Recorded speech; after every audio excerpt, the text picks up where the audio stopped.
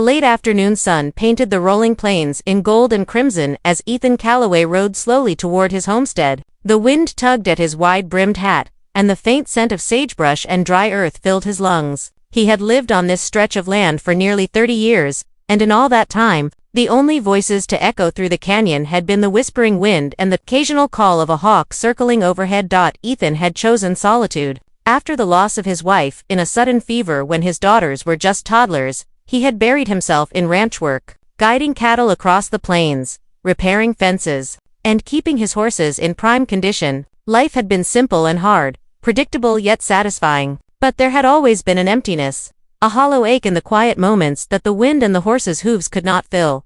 His daughters, Clara and June, had grown up strong and independent under his watchful eye. Clara, with her mother's dark curls and quick wit, was a natural with horses. June, quieter and thoughtful, had inherited Ethan's eyes, sharp, blue, and contemplative. They had learned early on to handle chores, mend fences, and ride the endless plains as if it were second nature. But now, at 21 and 19, they were coming home from the distant town of Santa Fe, and Ethan felt a stir of curiosity and unease he hadn't felt in years. The first sign that things were not as he expected came with the sound of laughter drifting across the yard. Ethan slowed his horse, squinting toward the front porch. There, sitting with his daughters, was a woman he had never seen before. She was tall and graceful, with skin the warm hue of sun-kissed earth and long, flowing black hair. Her eyes, dark and striking, seemed to capture the sunlight in a way that made Ethan's chest tighten. She laughed with a voice that was soft, melodic, yet filled with strength. "Father," Clara called, waving eagerly. "You won't believe who I brought home." June gave a smaller smile, but her eyes twinkled with the same excitement. "You'll want to meet her," she said simply, nodding toward the woman. Ethan's horse shifted beneath him, sensing his tension. He dismounted slowly, his boots crunching against the dry dirt. He was a man used to control, to knowing every detail of his life. But this moment carried a subtle unease that he couldn't shake. The woman stood gracefully, offering her hand in greeting. "I'm Niele," she said, her accent soft but strong, carrying the cadence of the Apache lands to the west. "It's an honor to meet you, Mr. Calloway." Ethan took her hand with a cautious firmness, measuring her strength and confidence. There was a presence about her that was undeniable, a quiet authority that made him sit taller, as if he had been reminded of something he had long buried. "The honor's mine," he replied gruffly. Though his voice betrayed a hint of curiosity, the girls introduced Niele as a friend they had met in Santa Fe, though Ethan noticed a closeness in the way they spoke and laughed that hinted at more than friendship. As they spoke, Ethan felt a strange mix of emotions: protectiveness for his daughters, admiration for this strong, beautiful woman, and a flicker of something else, something he hadn't felt since before his wife died. That night, as the sun dipped below the horizon and the sky burned with streaks of red and violet, Ethan sat on the porch in silence. Niele had retired to the guest cabin, and the girls were settling in after the long journey. Yet Ethan couldn't shake the feeling that his quiet life, the one he had carefully built and maintained, was about to change in ways he could not predict. The plains seemed to hum differently, alive with a new energy that set his heart racing and stirred memories of a world he had almost forgotten. For the first time in years, Ethan wondered if the solitude he had cherished was truly what he wanted, or if the arrival of these two young women and their companion might just be the beginning of something far greater, something capable of filling the hollow ache in his heart. And somewhere deep in his soul, a flicker of hope began to burn, a hope that love, in all its unexpected forms, might still find its way across the endless western horizon. The next morning, the sun had barely crested the horizon when Ethan rose, brushing the sleep from his eyes. He felt the ache in his muscles from yesterday's ride, yet there was an energy in the air, almost electric, as if the land itself sensed that something or someone had arrived to shift the rhythm of his life. Down by the barn, Clara and June were already busy. Clara's laughter echoed as she tossed hay to the horses, and June guided the younger calves with a quiet steadiness. Ethan's eyes scanned the horizon, half expecting a rattlesnake or coyote to appear, and half hoping Niele might be out here too, learning the ways of ranch life. When he finally spotted her, she was standing at the edge of the corral, gently stroking the neck of a dark bay mare. The sunlight caught her hair, turning it into strands of midnight silk. Ethan dismounted, boots crunching against the dry earth. "You've handled horses before?" he asked cautiously, folding his arms. Niele smiled, a curve of lips that spoke of confidence and warmth. "Back in the reservation, my father taught me well. I've ridden since I could walk." Ethan's eyes narrowed slightly, not with suspicion, but with that subtle test a cowboy gives anyone who enters his land. We've got a few unruly ones here. Think you can handle thunder? He gestured to a chestnut stallion pawing at the ground, steam rising from its flanks in the cool morning air. She nodded without hesitation, walking toward the horse. Thunder snorted and twitched his ears, but Nayeli's calm presence seemed to soothe him. Within moments, she had mounted with ease, guiding him in a series of circles around the corral. Ethan's jaw tightened, not with jealousy, but with something close to stirring admiration for her skill.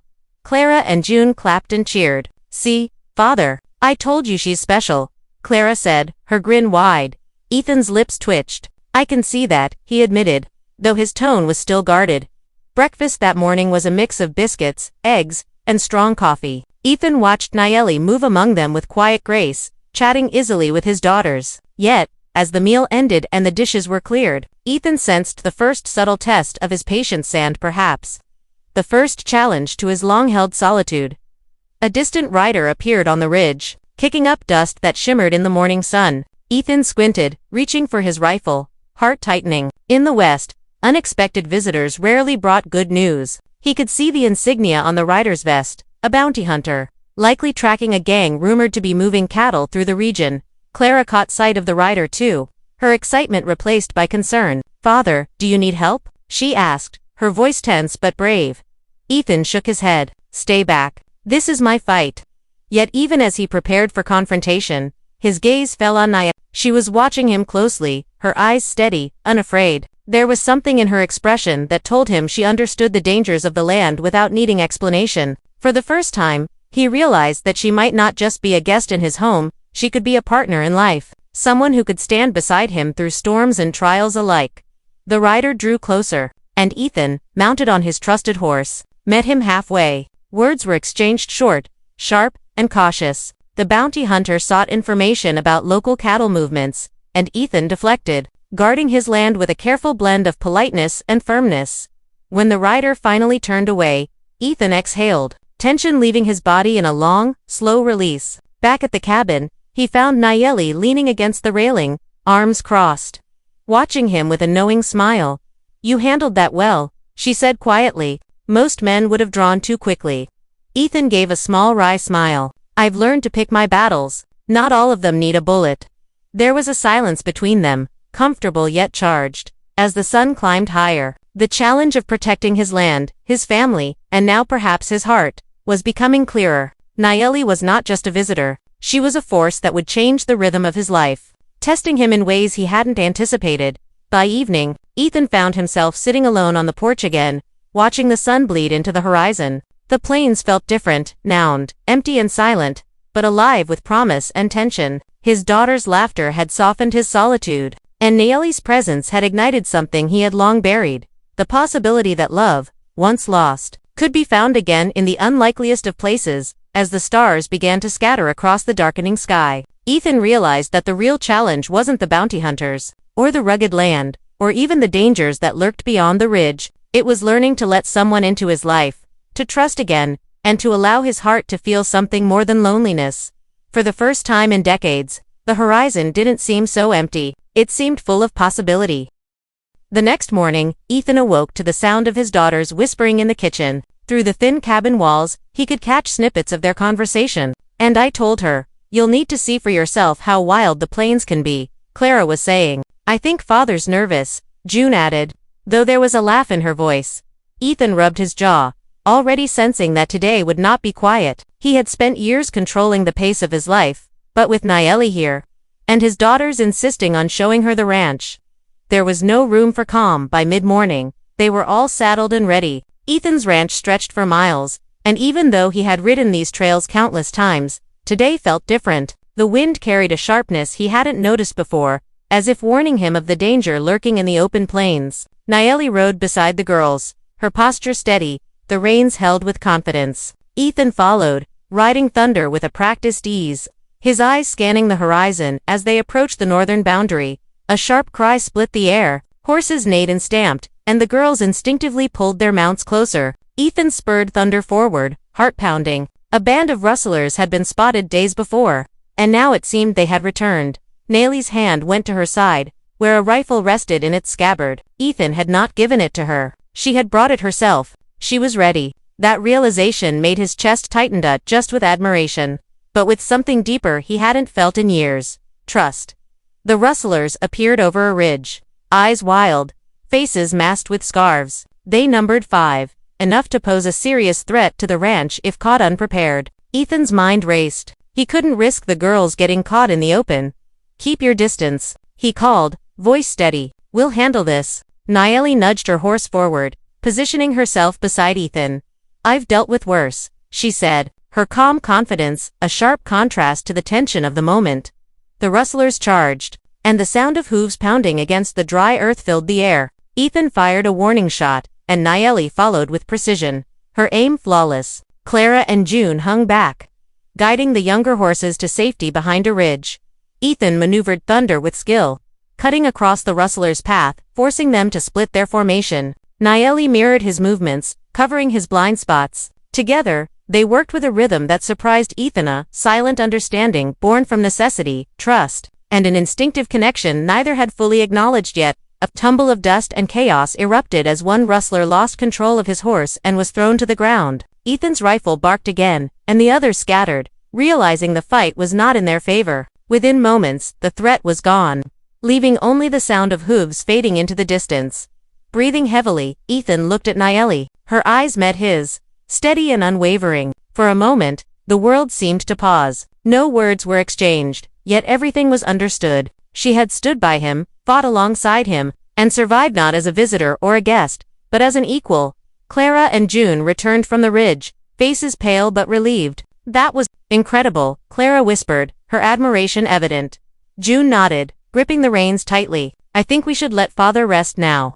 Ethan gave a small laugh, though it was edged with lingering adrenaline. "Rest comes later," he said, though his voice lacked the usual gruffness. He had been reminded today that danger was never far in the West, and that survival depended not only on skill but on the people you trusted beside you. As they rode back to the ranch, the sun dipping low in the sky, Ethan noticed the way Nayeli's presence had shifted everything. She wasn't just part of this day's adventure, she had become a part of his life. Someone whose courage and strength complemented his own. For the first time, he realized that the emptiness he had felt for decades was not permanent. Life had a way of surprising even the most guarded heart. That evening, as the fire crackled in the hearth, Ethan found himself speaking more than he had in years. He told stories of past rides, of the ranch in its younger days, and even of his late wife. Sharing memories with Nayeli and his daughters, Nayeli listened, her dark eyes reflecting the firelight, her presence steady and comforting. When the girls finally retired for the night, Ethan and Nayeli remained by the fire. Words were few, but the silence was rich with unspoken understanding. The bond formed that day through danger, courage, and shared experience was a beginning. Ethan realized, as he finally allowed himself to exhale fully, that this was more than a fleeting connection. Nayeli had entered his world, challenged him, and revealed a part of himself he had long thought lost. The West was dangerous, unpredictable, and unforgiving, but perhaps, with her by his side, it was a place where love could take root as fiercely as the land itself.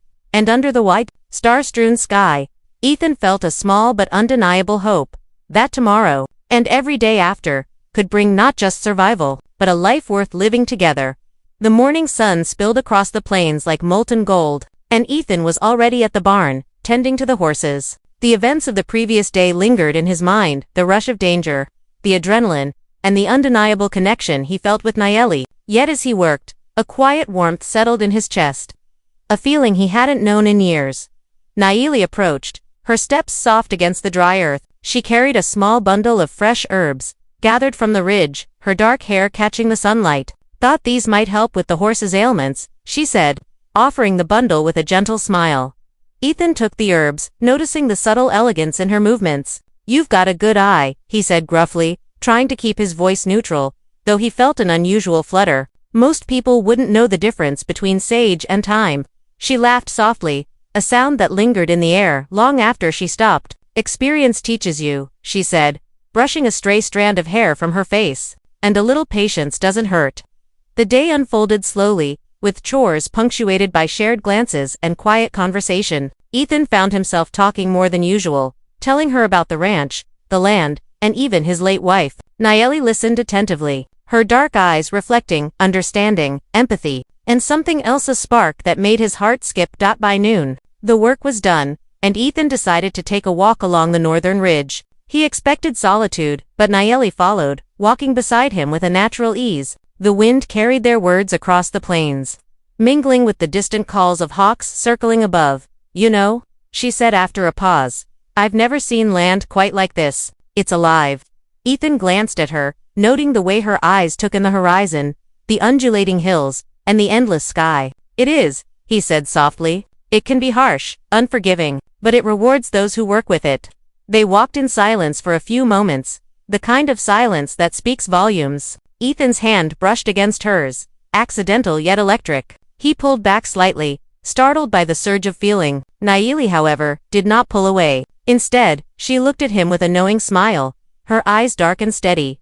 You're not used to this, she said gently, are you? Having so-and-so close. Ethan shook his head, swallowing hard. It's been a long time, he admitted. I've lived with silence for so many years that, he trailed off, unsure how to finish. Nayeli reached out, lightly touching his arm. It's okay, she said. You don't have to be afraid of feeling again. The sun began to dip toward the horizon, painting the sky in fiery shades of red and orange. Ethan felt a courage rise within him, spurred not by danger this time, but by the presence of a woman who challenged his solitude and touched his heart. Slowly, he turned to her.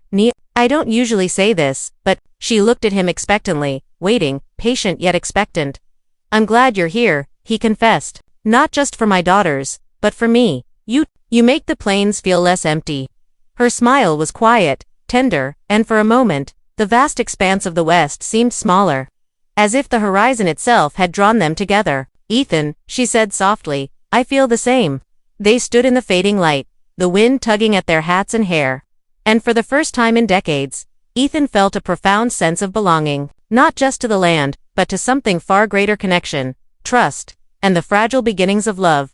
As night fell, they returned to the cabin, where the girls had prepared a modest dinner. Laughter filled the room, but Ethan's mind kept drifting to the ridge, to the moment under the open sky. Nayeli's presence had shifted something fundamental inside him, something he wasn't sure he could name, but knew he wanted to explore. Later, when the house was quiet, Ethan stepped outside again. The stars stretched across the sky like a vast, shimmering tapestry. Nayeli joined him, her hand finding his without a word. Together, they stood in the silence of the plains. Two souls discovering warmth, trust, and the tentative beginnings of love amidst the rugged beauty of the West. For Ethan, the horizon no longer seemed lonely. It was filled with possibility, love, family, and the promise of days yet to come, where hearts could be mended and lives could be shared beneath the endless sky. The morning air was crisp, carrying the scent of sage and sun-baked earth, but Ethan couldn't shake the restless feeling that had settled over him. Nayeli had been quieter than usual at breakfast, and even the girls had noticed her distant gaze. Something lingered in her eyes, a shadow he didn't understand. After tending the horses and checking the fences, Ethan found her sitting beneath the old cottonwood by the creek, her gaze fixed on the flowing water. He approached cautiously, sensing that whatever weighed on her heart required trust and patience, not questions. You've been quiet this morning, he said softly, sitting beside her. What's on your mind? Nayeli's fingers traced patterns in the dirt, and she took a deep breath. There are things about my past, things I didn't tell you or your daughters, she admitted. When I left my home to travel, it wasn't just for adventure. There were difficulties, people I had to leave behind, people who might not be pleased that I'm here. Ethan listened, his brow furrowing. What kind of people? She hesitated, then spoke with a quiet resolve. Some men I used to know are wrong men. They dealt in stolen goods and cattle, and they didn't take kindly to anyone stepping away from their influence. I thought I had left them far behind, but, her voice trailed off, shadowed by worry. Ethan felt the familiar stir of protective instinct. He had faced rustlers and thieves before, but Nayeli's past introduced a threat he couldn't predict. Yet he also saw the strength in her, the unwavering calm that had carried her through danger before. Then we'll face it together, he said firmly. You're not alone out here. Her eyes met his, gratitude shining through, but also a flicker of fear. I didn't want to burden you, she admitted. I didn't know how to tell you. You never have to face danger alone, Ethan said, placing a hand on hers. We protect our own. That's what the plains teach you. Later that day, while Ethan and the girls repaired a broken fence, Nayeli rode toward the northern ridge to scout the land, unaware of the shadows moving quietly behind the hills. 5 men rugged, scarred, and clearly tracking her crept closer, their intentions clear. These were not ordinary rustlers. They carried a personal vendetta. Nayeli spotted them before they reached the ranch, and immediately turned her horseback toward the cabin. She rode fast, urgency in every stride, her heart pounding not just from fear, but from the thought of putting Ethan and the girls in danger.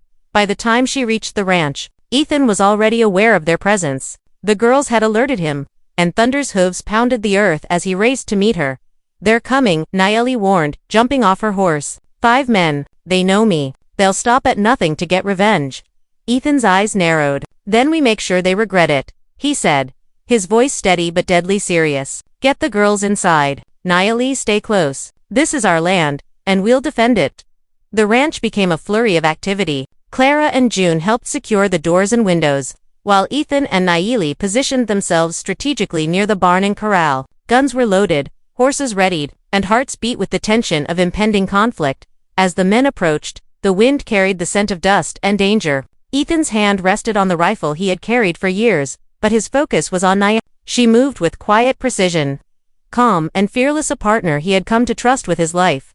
The first man appeared over the ridge, and a shot rang out, sending a warning through the dust-filled air. Nayeli followed, firing with deadly accuracy, and the others scattered briefly. Assessing the unexpected resistance, Ethan realized, as he fought alongside her, that Nayeli's past had brought danger, yes, but it had also shown him her courage, her skill, and her unyielding heart. She was not a mere companion. She was a force to be reckoned with, someone who could stand beside him not just in love, but in the fiercest moments the West could throw at them. By nightfall, the men had retreated, leaving only traces of their intrusion. Ethan and Nayeli sat on the porch, exhausted but alive. The girls joined them, bringing blankets and food. The danger had passed for now, but the revelation of Nayeli's past had changed the landscape of their lives.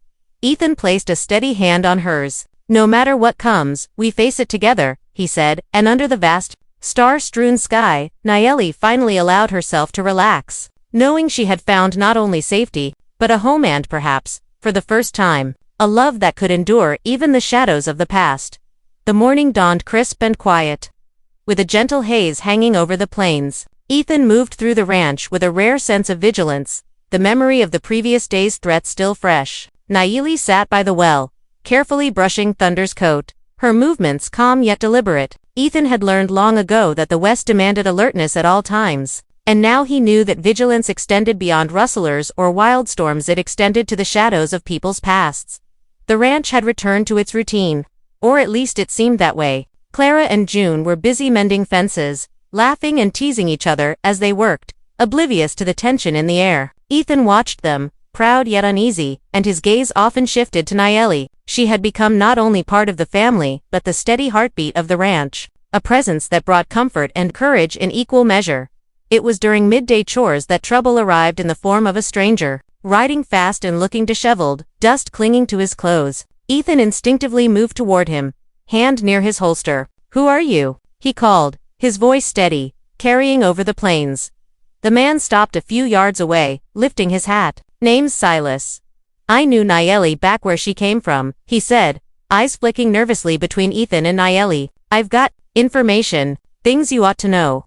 Nayeli's lips pressed together, her posture tense. "I didn't invite him," she said sharply. "I don't want him here." Ethan's eyes narrowed. "Then you'll tell me why he's here, or he leaves," he said, his tone leaving no room for argument. Silas hesitated, swallowing hard. "There's a man older, dangerous. He wants revenge. He's not like the ones you saw before. He'll come for her, for anyone close to her. And he knows you, Ethan. He knows this ranch." Ethan's jaw tightened. "How long has he been planning this?" "Too long," Silas admitted. "I came to warn you, but I wasn't sure if I could get away. I betrayed her once. I don't want to again." Ethan's fists clenched, a mixture of anger and concern coursing through him. Nayeli's hand hovered near her rifle, ready yet hesitant. "Silas, I trusted you before," she said quietly, "and you failed me. This isn't about loyalty anymore, it's about survival. Leave if you can't help." Silas nodded reluctantly. "I understand," he said, retreating slowly, leaving behind a tension that hung heavier than the heat of the afternoon sun. Ethan and Nayeli exchanged a long look. There was no malice in his eyes now, only recognition. The West tested trust in ways both subtle and brutal. "We can't let our guard down," Ethan said finally. "Not now, not ever." The days that followed were tense. The ranch became a fortress of routine and precaution. Gates were double-locked, horses sheltered in secure pens, and every movement monitored. Ethan and Nayeli moved together with a silent understanding, sharing watches at night, and planning for contingencies. Their bond grew stronger through this shared responsibility. Yet the shadow of betrayal lingered, a reminder that the West was as much about human treachery as it was about wild landscapes. One evening, as the sun bled into the horizon, Ethan and Nayeli rode out together to inspect the northern fence line. Silence stretched between them, not awkward but weighted with unspoken emotions. "You know," Nayeli said finally, breaking the quiet, "I never thought I'd find someone I could trust again. And yet here you are." "And I do." Ethan's gaze softened, meeting hers. "I trust you," he said, "even with the past hanging over us, I trust you to stand beside me. That's all a man like me can ask for." She smiled faintly, resting a hand on his arm. "And I trust you," she said, "even if the past tries to catch up, we'll face it together." As they rode back toward the ranch, the stars beginning to pepper the sky, Ethan realized that trust was fragile, yet it could also be forged in the fires of shared danger. Betrayal might lurk on the horizon, but love, courage, and unwavering loyalty could hold firm, even against the harshest storms of the West. That night, as the ranch settled under the vast, quiet sky, Ethan and Nayeli stood on the porch together, hands entwined, hearts steady. The past might bring danger, and the future might hold uncertainty, but in that moment, amidst the quiet strength of family and the enduring beauty of the plains, they had found something that could not be taken away: faith in each other. The first light of dawn broke across the plains, painting the ranch in shades of gold and amber. Ethan rose early, as he always did. But today there was a different weight in his step, a mix of anticipation, hope, and the quiet certainty that the trials of the past weeks had led them here. Nayeli was already awake, tending the horses near the barn. Her movements fluid and calm in the morning light. The air smelled of earth and dew, of possibilities stretching farther than the horizon. Ethan joined her, and for a moment, they stood side by side, watching the sun climb over the rolling hills. The ranch had survived threats, past shadows, and the uncertainty of danger. Now it was theirs, not just as land, but as the foundation of a life they could build together. The girls ran toward them, laughter breaking the stillness. Clara and June carried fresh eggs and milk, eager to help, eager to celebrate the sense of security that had settled over their home. Nayeli knelt to greet them, and Ethan watched the gentle warmth in her eyes. She had become more than a visitor, more than a protector. She was family, the heart of the home he had long imagined but never truly believed he could have. Later, after breakfast, Ethan and Nayeli rode together across the ridge, the wind tugging at their hats. Silence stretched comfortably between them, no longer weighed down by fear or past betrayal, but filled with understanding, love, and the simple joy of shared life. "You've changed everything," Ethan said quietly, glancing at her. "Not just for me, but for this place, for all of us." Nayeli smiled, the warmth of it mirrored in the sun-soaked plains. "We changed each other," she replied. "I found home here, Ethan, and I've found something I never thought I would again: love, trust, and family."